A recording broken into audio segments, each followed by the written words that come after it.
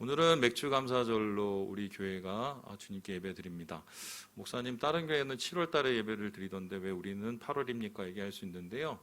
저희는 7월 첫 주가 공교롭게도 우리 교회 생일 와보라데이하고 겹치는 바람에 우리 당회에서 매년마다 한 달 연기해서 우리 8월로 이렇게 드리기로 했습니다. 목사님, 이거를 맘대로 막 고쳐도 됩니까? 이렇게 얘기할 수 있는데 사실 여러분, 우리가 맥주절에 대한 오해가 좀 있어요. 맥주절의 날짜도 틀리고 맥주절이라는 이 이름도 사실 우리가 아는 것 같이 보리를 드리는 날이 아니라면 여러분 어떻게 생각하십니까? 오늘 본문에는 이 맥주절에 대한 이 전반적인 이해가 나타나고 있는데요. 우리가 함께 좀 이것을 좀 하나하나 차곡차곡히 좀 짚어보려고 합니다. 우리 함께 16절의 말씀을 같이 한번 읽어보겠습니다. 시작! 맥주절을 지키라. 이는 내가 수고하여 밭에 뿌린 것의 첫 열매를 거둠이니라. 하나님께서는 맥주절을 지키라고 말씀하십니다. 이 맥주절은 한마디로 그냥 보기에는 보리맥자의 추수주자, 보리를 걷어서 하나님 앞에 감사하는 날처럼 생각되는데요. 사실 이것은 우리 개역 개정 성경이 잘못되게 번역했다는 건 여러분 아십니까? 맥주절은 사실 세 가지의 별명과 이름이 있는데요. 이것을 살펴보면은 맥주절의 원래의 뜻을 좀 이해하기가 편합니다. 다음 그림 보시면요. 세 가지의 이 유대 이름이 있어요. 이 첫 번째는 샤브오트라는 단어인데 이것은 직역하면은 주들입니다. 한 주, 두 주 할 때. 그러니까 주가 겹쳐 있어서 7주가 지난 그때인데요. 6월절 후 7주 지난 그때 오순절 77절이라고 말하는 그 50일이 되는 날이 바로 맥주절이다. 그래서 이 시기는 바로 하나님 안에서 구원받은 백성이 주님 안에서 시내산에서 도착하는 요 시기하고 딱 떨어지게 돼요. 두 번째 이 맥주절의 이름은요, 욤 하비쿠림이라는 말이 있습니다. 이것을 이제 직역하면은 첫 열매를 하나님께 드리는 날입니다. 그러니까 여기서 말하는 첫 열매, 어떤 첫 열매일까? 여러분 성경을 보면 초실절이란 말을 여러분 보셨습니까? 초실절이라는 첫 열매를 드리는 날입니다. 그런데 초실절도 있고 보니까 맥주절도 있습니다. 그러면 도대체 이 첫 열매는 도대체 뭘까 했을 때 앞에서 말하는 초실절은 보리를 처음 추수하고 하나님 앞에 곡식단을 드리는 거고요. 그리고 욤 하비쿠림, 이 맥주절은요, 하나님 앞에 과실, 그러니까 나무에서 나오는 과일들을 드리는 첫날이 바로 이 욤 하비쿠림, 바로 맥주절이라는 거지요. 그리고 이 맥주절을 가리키는 이름 중에는 하그하카치르라는 말이 있습니다. 이게 뭐냐면요, 그대로 번역하면은 추수 축제예요. 그러니까 이게 솔직히 말씀드리면 잘못 오역이 돼갖고 우리나라는 그냥 맥추절이라고 번역이 되는데요. 원래 이 말을 직역을 하면 추수 감사절이 맥추절이 맞습니다. 그래서 하나님 앞에 이 추수를 감사하는 날이 맥추절인데요. 다음 그림을 보면 이게 좀 이해가 쉬워집니다. 여기에서 보는 건 이 유대역이 있는데요. 유대의 이 달력이죠.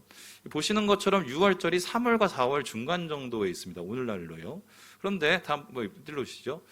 여기서부터 한 50일이 된 그때에 맥추절이 있습니다. 그리고 맥추절 이후에 몇 달 후에 저기 보시는 것처럼 장막절, 초막절이 있습니다.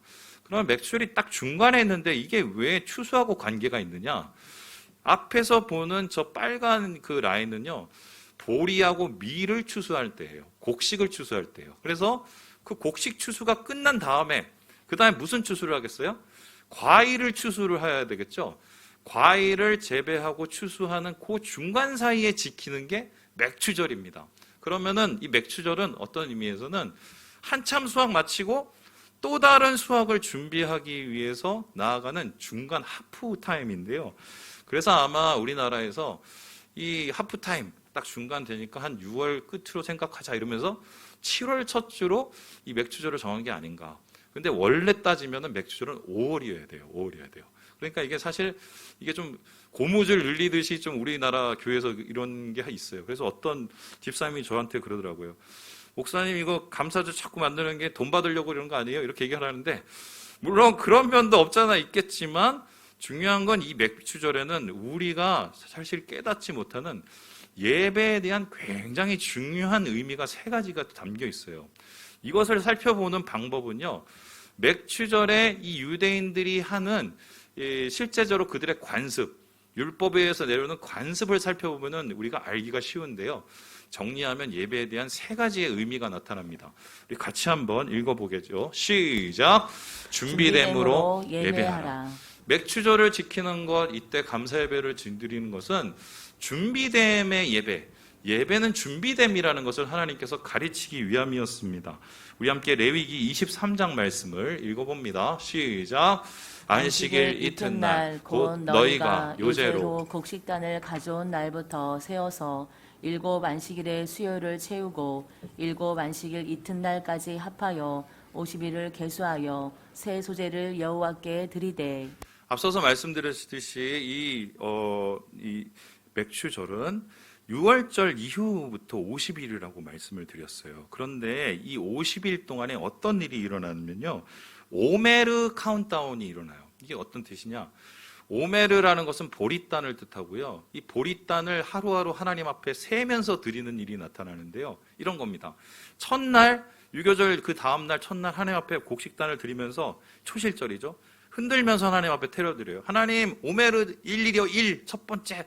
그 다음날 되면 또 오메르를 하나님 앞에 드리면서 오메르 2, 오메르 3, 이렇게 해서 10, 20, 49까지 가는 게 이게 오메르 세기가 이 맥추절에 있는 관습이에요. 그렇다면 이거는 도대체 어떤 것을 뜻할까요? 최소한 이스라엘 백성들은 맥추 감사절을 지키기 위해서 50일 동안 준비를 한다는 소리예요. 50일 동안 하루하루 세워가면서 하나님 앞에서 주시는 감사의 예물을 준비하면서 나아가는 기간이 바로 맥추절입니다. 야, 유대인들은 굉장히 신실한가 보다, 굉장히 거룩한가 보다, 이렇게 생각하실 수 있는데 여기에는 사실 숨겨져 있는 다른 그림이 하나가 있어요. 다음 그림을 보여주시면요, 이게요, 이 가나안에서 하나님께서 축복을 해주시면서 그 땅에 가면은 내가 반드시 너에게 줄 그 땅에 7대 소산물이라는 게 있습니다. 저기서 보는 것처럼 보리와 미리 곡식이 있고요. 무화과부터 뭐 포도, 뭐 석류, 제가 석류 좋아하는데요. 그다음에 저기 대추야자, 그리고 올리브, 요 5가지의 열매들이 있거든요. 과실 열매. 근데 이게 하나님께서 주신다고 했는데 중요한 건 이 열매를 거두는 것과 이스라엘의 지형에서 계절풍이 부는 게 굉장히 큰 상관이 있어요. 한번 눌러주시죠. 이스라엘에는 2가지의 바람이 붑니다. 위에서는 이 북서풍이 내려와서 지중해에서 내려오는 습하고 차가운 바람이 내려와요. 그리고 아래에서는 사막으로부터 올려오는 이 남동풍이 불어오는데 이건 뜨겁고 건조합니다. 그런데 문제는요, 저기 파란 박스 안에 있는 밀과 이 보리는요, 위에서 불어오는 바람이 불어야 잘 연급니다. 반면에 이 파란 박스 밖에 있는 과실은요, 아래부터 내려오는 저 뜨거운 바람이 불어야 이게 탱글탱글해지고 맛이 생겨요. 그러면 어떻게 될까요? 하나님, 보리하고 밀을 생각하면 위에서 바람이 불어야 되고, 다른 과일을 생각하면 아래에서 바람이 불어야 되는데, 이거 뭐 양산장사, 우상장사 뭐 이런 얘기하고 똑같잖아요. 그래서 이때 사람들이 고민을 하게 되는데요. 결론적으로 이 농사를 망치지 않고 제대로 드리려면요, 3분의 1, 앞에 3분의 1은 위에서 바람이 불어주고 뒤에 3분의 1은 밑에서 바람이 불어줘야 곡식도 잘 되고 그리고 과일도 잘 되게 돼요. 그러니까 이 사람들이 하나님 앞에, 하나님 여기 곡식단이요, 오메르 1, 오메르 2, 이게 하는 게 뭐냐면 오늘은 위에서 불어와야 돼요. 뭐 오메르 10이 넘어가면 하나님 오늘은 밑에서 불어와야 돼 하면서 하나님 앞에 하루하루를 기도하면서 경외함으로 주님에 대한 소망함을 가짐으로 바로 이러한 50일을 보내게 되고요. 그 50일이 끝났을 때 주님이 알맞은 바람과 알맞은 비를 주심을 감사하면서 하나님 앞에 그 예배를 드리는 게 바로 맥추 감사절이었어요. 여러분, 이것을 보면서 생각나는 것이 무엇입니까? 예배는 준비됨이에요. 준비됨이에요. 오늘날 수많은 예배들이 있고 또 다양한 예배의 형태들이 있고 또한 뭐 심지어는 온라인을 통해서 혹은 TV를 통해서 많은 예배들이 쏟아져 내려오고 있는데, 저는 이렇게 예배의 양은 늘었지만 과연 예배의 질은 어떤가를 고민해 보게 됩니다. 정말 하나님이 기뻐 찾으시고 하나님이 원하시는 준비된 예배자가 우리 가운데 얼마나 될까? 저는 아직도 기억납니다. 우리 외할아버지가 장로님이셨는데 그 교회를 가실 때마다 어떻게 가시냐면 그 대구에 사셨어요. 근데 제일 좋은 양복을 빼입으셨어요. 그리고 막 그 와이셔츠를 빡빡 다리고요. 그리고 제일 좋은 넥타이를 하시고요. 그리고 교회에 가십니다. 그 전날에 준비를 다 했어요. 그뿐만이 아니죠. 저희 어머니가 맨날 돈 없다 하면서 토요일만 되면 어디서 돈이 나왔는지 딱 꺼내갖고 10,000원짜리가 나오면 그 위에다 손수건을 얹어놓고 막 세차게 다립니다. 그리고 분명히 어제까지 먹을 게 없었는데 갑자기 성미가 툭 튀어나와요. 그걸 다시 담고. 준비됨이죠. 그때는 지금처럼 설교도 다양하지도 않았고 예배도 다양하지도 않았고 예배 장소도 화려하지 않았지만 준비된 예배자들이 많았어요. 준비된 예배자들이 있는 곳에는 하나님의 은혜가 있기 마련이거든요. 제가 이것을 깊이 깨달았을 때가 중국에서 사역했을 때예요. 중국에서 제가 사역하던 지역에 그 지역에서 제일 큰 교회가 한 군데 있었습니다. 근데 그 교회가 규모는 엄청나게 큰데 문제가 많은 교회였어요. 가장 큰 문제가 뭐냐면 목사님이었어요. 목사님이 여자 문제, 돈 문제, 심지어는 공산당하고 연결이 돼갖고 이 정치적으로 굉장히 좀 문제가 많으신 분이었습니다. 그리고 설교를 하시는데 1년 매일 같은 설교가 반복됐어요. 여러분 얼마나 답답했겠습니까? 제가 거기에 가서 처음 사역을 하면서 청년들을 섬기면서 야, 이런 교회에 뭔 희망이 있겠냐? 이런 예배를 하나님이 받으시겠냐? 뭐 이런 생각을 교만하게 했었어요. 그런데 몇 달 후에 그 생각이 완전히 무너졌습니다. 어느 한 장면을 봤기 때문인데요. 어느 날 저녁에 청년들하고 얘기를 하고 있다가 거기 근처에서 밥을 먹고 교회를 저녁 늦게 들리게 됐어요. 그런데 그 교회 제일 밑층에 아래층에서 조용히 앉으셔서 하나님 앞에 엎드려서 기도하는 소리가 들리는 거예요. 가보니까 권사님 한 2-3분이서 엎드려갖고 그 마룻바닥에서 기도를 하시는데요. 제가 무슨 기도하는지 옆에서 잘 들어보니까 하나님 우리 교회, 하나님 우리 목사님, 하나님 우리 내일 드리는 예배, 이거를 위해서 정말 자기 기도처럼 더 열심히 더 기도를 하시더라고요. 제가 그걸 보면서 딱 느꼈던 게요. 이 교회는 저 권사님들 때문에 살아있다. 이 교회가 망하지 않는 이유는 저 권사님들 때문에 예배의 심장이 살아있기 때문에 제가 그걸 느꼈어요. 준비된 심령이 있는 곳엔 은혜가 있어요. 예배는 준비됨으로 드려야 됩니다. 그것이 이 맥주절에 담겨있는 첫 번째의 예배의 의미예요. 두 번째로 그렇다면 이 맥주절의 의미는 무엇일까요? 우리 같이 한번 읽어보겠습니다. 시작! 하나됨으로 예배하라. 준비된 마음으로 예배할 뿐만 아니라 두 번째는 하나됨으로 예배하라고 하나님이 이 맥주절을 통해서 가르치시는데요. 우리 함께 17절의 말씀을 읽어보겠습니다. 시작! 내 모든 남자는 매년 3번씩 주 여호와께 보일지니라.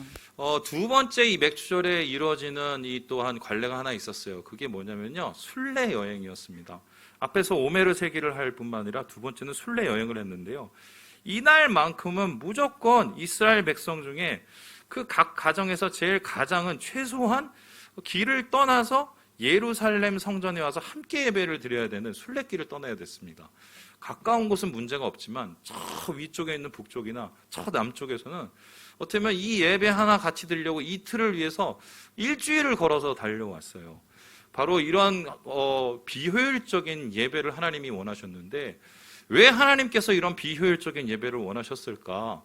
하나님이 우리가 혼자 잘나서 혼자 교만해서 예배를 드리는 걸 원하는 게 아니라 함께 한 마음으로 예배 드리기 원하셨기 때문이에요. 하나님께서 원하시는 것은 바로 하나님 앞에 마음과 뜻이 합하여서 예배 드리는 그 공동체의 예배를 원하셨던 것입니다. 우리 함께 김기성 목사님의 글을 한번 같이 읽어볼까요? 시작! 순례를 한다는 것은 일상의 흐름을 의도적으로 차단하는 일이다. 쉬운 일이 아니다. 하지만 그런 끊음과 이음의 리듬 속에 있을 때라야 하나님의 생의 중심으로 모실 수 있다. 이스라엘 공동체는 그런 축제를 통해 다른 구성원들과 일체감을 느끼고 자기 정체성을 강화할 수 있었다. 비록 이 어쩔 수 없이 생업을 위해서 이 가나안에서 다 흩어져 있고 다 이렇게 넘어져 있지만 결과적으로 예배 가운데 하나가 되고 예배 가운데 하나님의 이 공동체라는 것을 깨달을 때 그러한 은혜를 통해서 하나님께서는 이스라엘을 축복하시기 원하셨던 것입니다. 이러한 하나됨을 원하는 하나님의 마음은요, 그 이후에 역사적으로 이 맥추절에 큰 일들을 이루세요. 바로 이 그림을 보면 알 수 있는데요. 이 맥추절에 일어난 큰 일이 바로 이 두 곳에서 일어납니다. 첫 번째는 시내산이고요.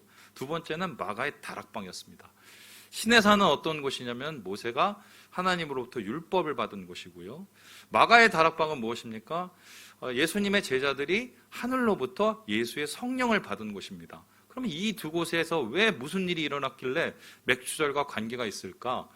시내산은 바로 구약교회가 탄생한 곳이고, 그리고 신약의 마가 다락방은 초대교회가 탄생한 곳입니다. 그러니까 하나님께서는 이 맥추절에 교회를 만드시고 교회를 통해서 하나가 되는 예배를 원하십니다. 분산된 마음, 나뉘어진 마음이 아니라 하나가 되어서 주님 앞에 드려지는 예배를 주님이 간절히 원하셨기 때문에 이 맥추절을 허락하신 거예요. 오늘날 가장 안타까운 것은 교회가 이렇게 저렇게 나뉘어져 있다는 것입니다. 나뉘어진 이유들을 보면 각각 제각각이지만 사실 따져보면 거의 비슷해요. 돈 아니면 개인 자존심입니다. 한 목사님의 자존심 때문에 노예가 나눠지고, 또한 한 당회의 어떤 문제 때문에 교회가 나눠지는 꼴을 우리가 지난 몇십 년 동안 한국 교회를 통해서 보고 있지 않습니까? 결국 하나님께서는 이러한 모습을 원하지 않으세요. 공동체가 한 마음으로 하나 돼서 예배하는 것을 주님께서는 원하시고요. 이런 모습을 너무 기뻐하시는 나머지 맥추절을 통해서 축복을 하시는데요. 우리 함께 스바냐서 3장 17절에 하나님의 마음을 같이 한번 읽어보겠습니다. 시작. 너의 하나님 여호와가 너의 가운데에 계시니 그는 구원을 베푸실 전능자이시라. 그가 너로 말미암아 기쁨을 이기지 못하시며 너를 잠잠히 사랑하시며 너로 말미암아 즐거이 부르며 기뻐하시리라 하리라. 여러분, 하나님이 노래를 부르신 걸 들어보셨습니까? 그런데 이스바냐 선지자는 하나님이 노래 부르는 것을 들어봤대요. 어떻게 들었느냐? 이스라엘 백성이 하나가 되어서 예배를 드릴 때, 그 예배 가운데 이스라엘 백성이 하나님을 찬양하고 영광을 드릴 때 영적인 귀가 열려서 하나님이 그들 때문에 기뻐하고 즐거워하는 노래를 들었다고 얘기를 합니다. 여러분, 바로 이것이 주님이 원하는 참 예배요. 오늘날 우리가 회복돼야 될 한국교회를 살릴 예배다. 예배는 바로 하나됨이라고 말씀하고 계세요. 마지막으로 그렇다면 이 맥추절을 통해서 하나님께서 원하시는 예배의 모습은 무엇일까요? 우리 같이 한번 읽어보겠습니다. 시작. 소망함으로 예배하라. 하나님은 맥추절을 통해서 준비됨으로 하나됨으로 예배드릴 뿐만 아니라 함께 소망함으로 예배를 드리라고 말씀을 하고 있습니다. 우리 함께 19절의 말씀을 같이 한번 읽어보겠습니다. 시작.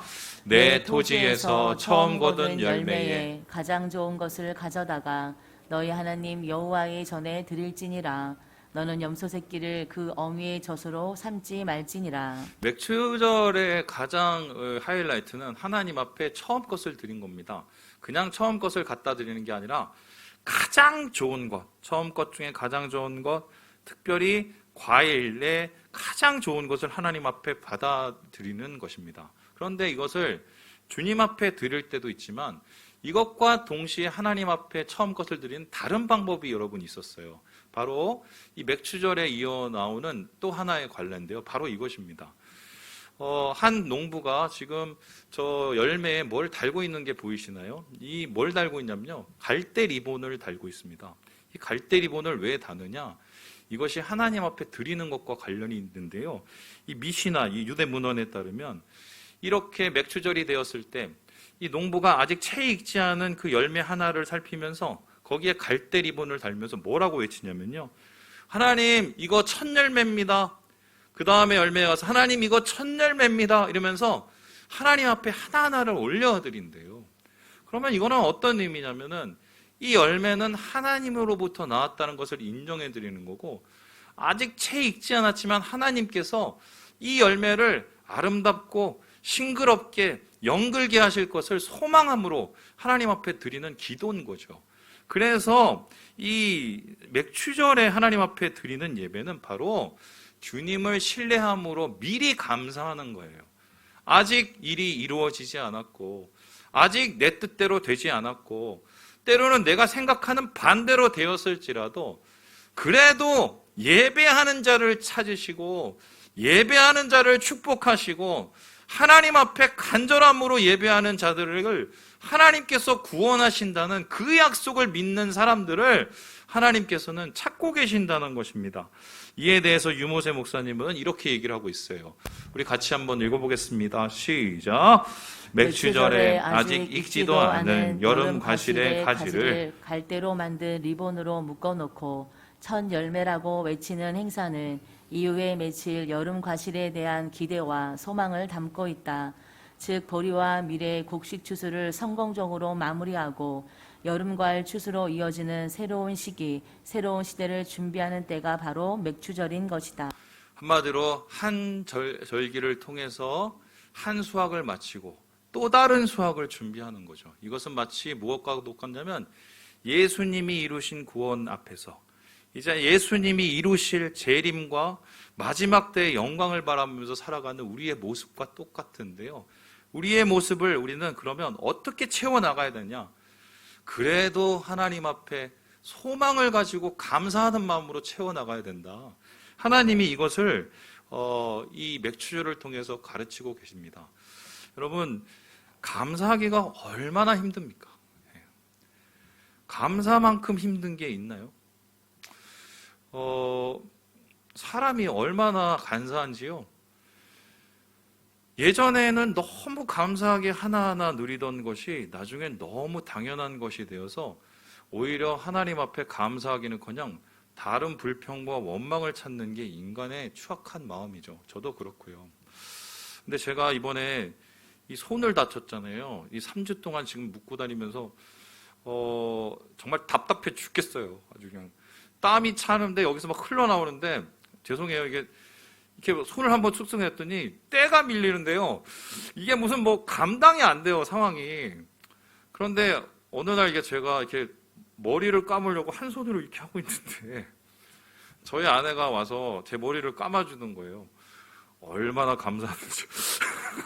제가 이 상황이 아니면 아내하고 언제 이런 거를 누려보겠어요. 뭐 이런 거부터 생각을 시작해 보니까 야, 이때까지 내가 건강하게 아무 일 없이 무탈하게 사는 게 이게 하나님 은혜였구나. 물론 내 마음속에 들지 않고 내가 생각되지도 않은 어려움을 당해서 내가 힘들 때도 있었지만 결국은 하나님께서 그것을 선으로 인도하시고 결국은 하나님께서 그것을 은혜로 감당하게 하셨구나. 뭐 이런 게 떠오르기 시작하면서 제 안에 좀 감사의 언어들이 채워져 나가더라고요. 감사하는 것도 어려운데 미리 감사하는 게 쉽겠습니까? 그런데 하나님께서 이 맥추절을 통해서 그런 감사를 원하시는 이유가 뭘까요? 이러한 신뢰함으로 하나님 앞에 나아가는 자들, 소망함으로 나아가는 하나님의 백성들을 하나님이 기억하시고 반드시 축복해 주신다는 약속의 날이에요. 그래서 저는 오늘 이 맥추절을 우리가 함께 보내면서 이 잃어버린 감사와 하나님 앞에 드려지는 소망을 회복했으면 좋겠다. 우리 시편 50편을 읽으면서 오늘 말씀을 한번 마무리해 보도록 하겠습니다. 시작. 감사로 하나님께 제사를 드리며 지존하신 이에게 내 선을 갚으며 환난 날에 나를 부르라. 내가 너를 건지리니 내가 나를 영화롭게 하리로다.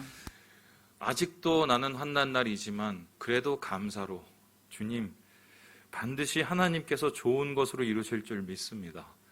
하나님 앞에 내 마음의 중심을 올려드리면서 나아갈 때 주님이 말씀하셨어요. 내가 환난에서 너를 건져주겠다. 구원하겠다. 내가 너를 통해서 영광을 보겠다라고 주님이 말씀하셨습니다. 이 말씀은 이스라엘 백성을 향한 말씀이자 오늘 우리 모든 형제 자매들을 향한 말씀입니다. 주님 안에서 이러한 맥추감사절에 주시는 예배의 참 의미와 예배의 참 축복을 회복하시고 하나님의 능력 가운데 서시는 우리 모든 주의 백성 되시길 주님의 이름으로 축원합니다.